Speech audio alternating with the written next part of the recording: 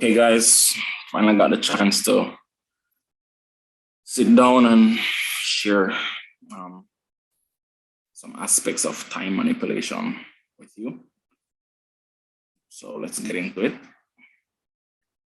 So essentially, this is going to be a theory that I have been testing, and I've used it to great success. I've been able to do incredible things with it. And it's based on a simple understanding that the market is always cycling through either a range of time or a range of price. So once we identify these, then we can use them with great effect, right? So first off, this is a theory, like every other trading educational video on YouTube. This is not trading advice. I'm not licensed to do so. When you see what this theory can do, you will be tempted to go ahead and start using it in live funds. You will backtest it and you'll see incredible results, and that will boost your confidence even better. So I just want to point out that past performances do not guarantee any kind of future success.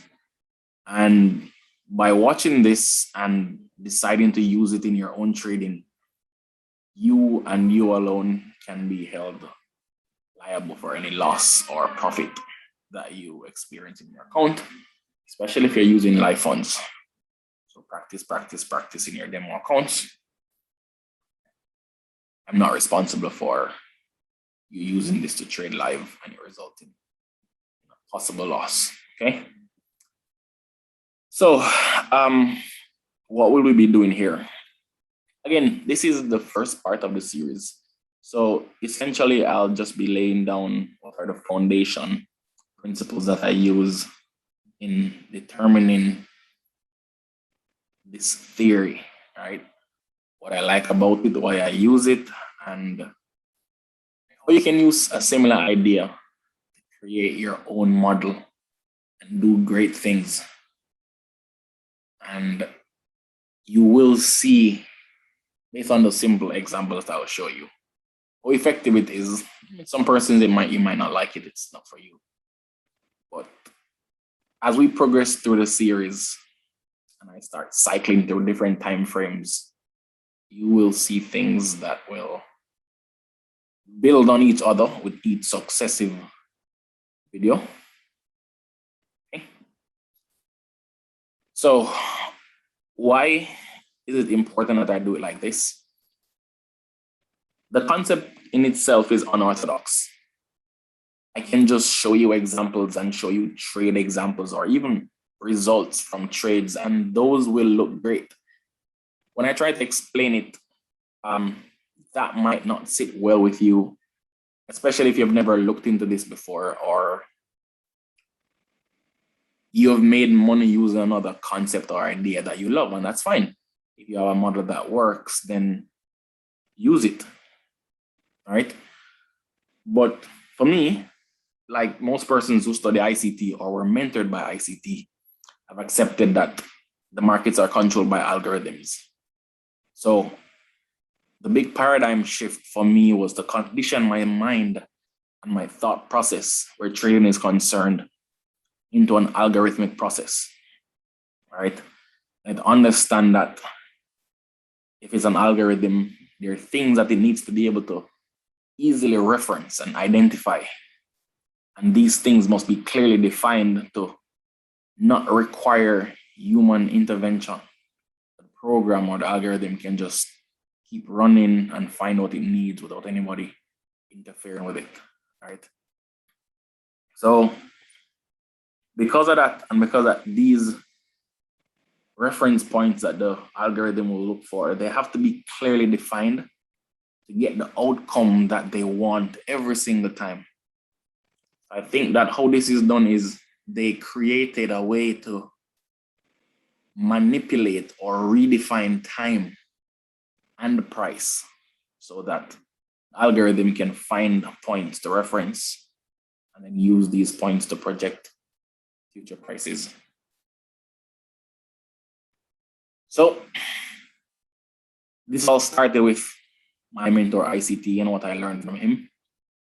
He does not teach this specific topic that I will talk about. He doesn't even mention it.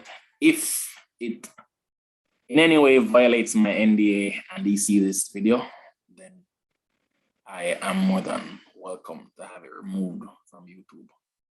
Okay, but based on the fact that I am now a charter member and I've gone through the mentorship, there's nothing that I will talk about here that will specifically be pulling from mentorship topics. And any ideas or verbiage that I use are stuff you can find on YouTube. So we're all good in that regard. Okay, so for me and how I look at it and how I interpret it, time, or the time aspect of trading, is manipulated. And we can see that where economic events or high red folder economic events always have a great impact on trading. So that can't be random. If the news is going to come out tomorrow, then the charts will behave a particular way until the time of the news. So for me, that's a manipulation in time, right? Which is very specific. Whatever is going to happen does not happen until we get to that particular time. For price now and manipulating price, there are ranges in price, such as big figure, mid figure, whole numbers, all that stuff that don't require any special attention. But with these areas, if they can be defined and referenced, then the algorithm can be manipulated to seek or run or reprice these levels, right? So we put these two ideas together, then you can say, if you want to take price to a particular level and you've created an idea that whenever news is going to come out, the market is likely to be very, very volatile. You can put these ideas together and say that very aggressive price moves are intentionally engineered to happen around very specific times and trade to very specific prices. And these things are only going to benefit the persons who know about it. Persons who don't know about it may occasionally get lucky, or you may get lucky for a long period of time. ICT himself said that he was a product of this. But eventually, if you do not understand why it does these things, your win rate will be hit or miss, hit or miss. But once you understand it, then you can start refining your equity curve, keep it steadily increasing. Okay. All right. So this all started when I saw this series, or I understood how this series was created. This is the Fibonacci sequence, or the Fibonacci series. It's a very intriguing or interesting series, and these are the product of it. There is a formula that is used to calculate it, which is defined as this: for every current value that you want to find, you must first look back at previous values and put them together in a particular manner, and then that gives you the current value. So f of n equal f of n minus 1 plus f of n minus 2, which means if you are at the third place in the series, which is 2, you're going to look back at the 2 places before you and add them, and that's how you get 2. If you're at the 4th value, which is, it has the value 3, if you want to know what goes there, you look at the 2 places that come before 3. In here, it's 2 and 1, and you get 3. When you get to the next place, you look at the 2 numbers before, which is 3 and 2, and you get 5, and so on and so on and so on. So essentially, this series creates a future projection or a current projection of the series or sequence by looking back to specific points in the range that's been created so far, and then use that to project its current value. I found that very interesting, right? Because even though there is no Fibonacci sequence in price. The idea that this is a naturally occurring series or a series that was discovered or created, whichever one it may be, it's an idea that can be used to pull a thought process, right? And say that if I want to get the price of, hypothetically speaking, a particular day of the week, could I look back at a previous day, previous 2 days, previous 3 days range and find values that can be used to project hypothetically where the high or the low of the day was? And that intrigued me. So I thought to myself, how can I use reference points of the market, which is essentially time and price, to create an algorithmic process that could possibly project the future price? Because today is already here and we want to know what the next move in price is. You want to project where the future move will end. And that's why I came up with this. So I started saying, in order for me to get this to work, I need to first find a way how to classify time and put it in a range, and then classify price and put it in a range.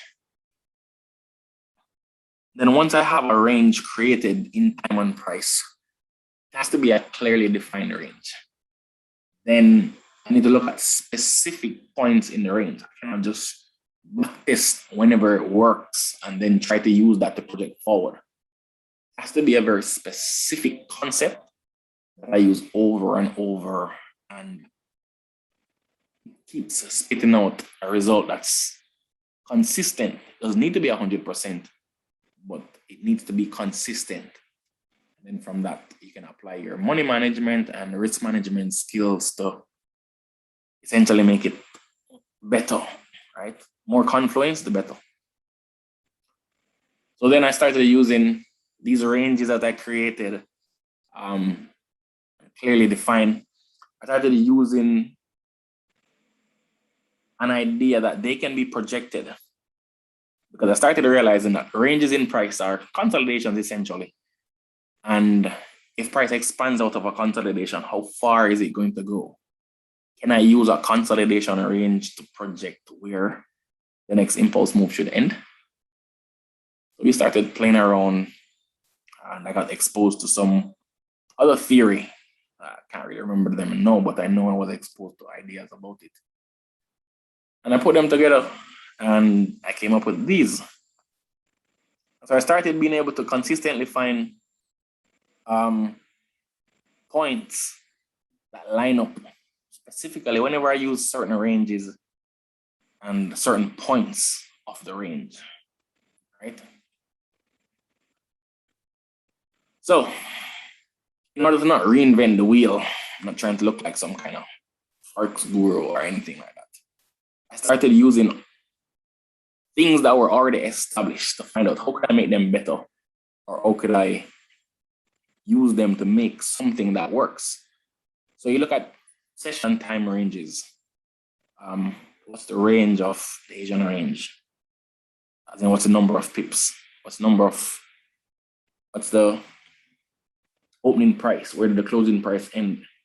Was it a 0-0 price that started the range? Was it a 0-0 price that ended the range? If there was an impulse move within a session, where did it start? What's the exact price that it started from? How far did it go? If the market is consolidating, where is it consolidating? What prices? Is it consolidating between a 0-0 level and another number? What's it doing? And I started trying to break down higher time frames, because we know that higher time frame direction, or order flow, as ICT calls it, is really what you need to understand in order to make the most of intraday trading. So I took those, I broke them down. Essentially, I'd take a monthly candle, a big bodied monthly candle, and I'd mark out the open, high, low, and close. Clear, thick lines that highlights that these levels were taken from a monthly chart. And then I drop down to maybe an hourly chart or a daily chart or a forward chart, whichever you're comfortable with. And I would look how that big candle was constructed, right? What days of the week, how far in the month did it go before it made the low of the month? How far into the month did it form a expansion that ran to the high? And then once it got to the high, what day of the month did it form? All of that. Very curious mind I had at the time, and thankful for it. So all of these testing started giving me hindsight mastery of what price could do, right? So I started to realize that there are periods if you take a particular range and then you made standard deviations of that range, there were times when certain standard deviations would always line up with either with the high or the low of a day would form, high or the low of a month, high or the low of a daily swing. So I started creating theories saying that if I use this range with this amount of days in this month of the year, start at this day of the week, what could I do? And that led me to create a model that I called ART, which I dubbed Advanced Range Theory. And I've been using it ever since and improving it really to do things that you guys have seen the results of. So just to show you guys things about this. This is a picture that I took from, I think it was my last or the video before my last YouTube, where I explained how I used a particular range in time. And I projected it 3 standard deviations. Why 3 standard deviations is, like most persons, I was inducted into the idea that the ideal trade is at least a 3-to-1. So I'm looking for a 3-to-1 expansion. Take the range, and you either wait for a break of the range and then a retest, and then you projected 3 standard deviations. But I usually use like smaller time frames because this is a lot of time to wait. Started getting really consistent with it, so I stuck to that number. 3 on an hourly chart. I've gotten really good results with it. So here you can see this range here, and then 3 standard deviations down takes you here. If you go over the YouTube video, you'll get an explanation of what these lines are for. I don't want to make this long, so I won't repeat all that here. Then we have another one here, another range, projected 3 standard deviations to here. You can see all that reaction there. Okay. Now, that's the concept of what I wanted to cover in this video as it relates to time manipulation. The idea that you can take a particular range in price or time. This is a daily chart. So if I'm taking a range of time, it's going to be 2 days, right? Maybe 1 day, maybe 2 days, maybe 3 days, whatever. And then you project the range that's created in that number of days, and then you see what it can do. So if you are in my Telegram channel, you would have remembered me outlining this bullish order block right here. And again, bullish order blocks are created by ICT. This is not my creation. All credits go to him. And if you would like to learn that, feel free to check out his YouTube channel. You'll remember me saying that if price gets to this order block, I will not be looking for buys, but I'd rather to see a reaction happen there. With the reaction, then price died. Before price died, you would have remembered me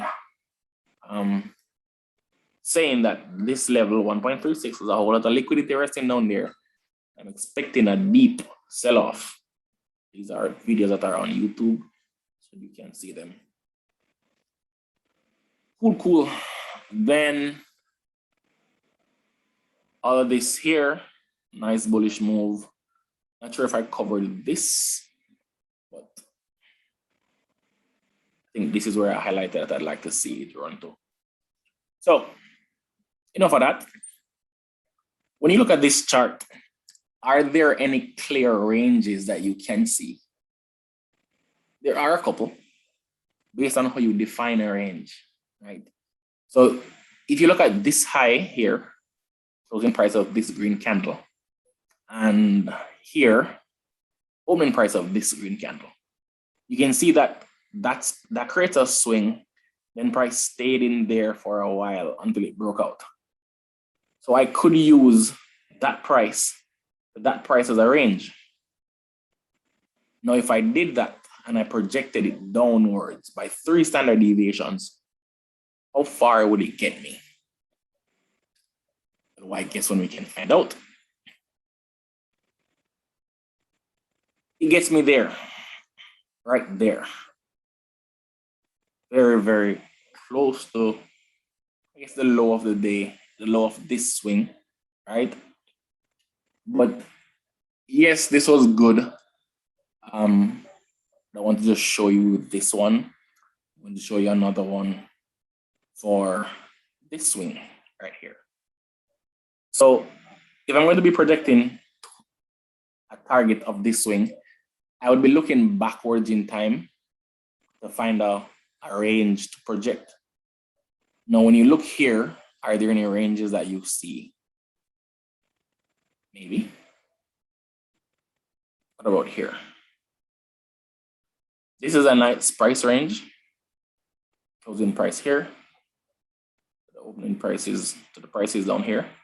And notice all the bodies are in here, staying for a while, straight in, until we break out of the range. So if I like this as a range from this closing price down to here and project it down 3, would we get this? Again, well, I guess when we can find out.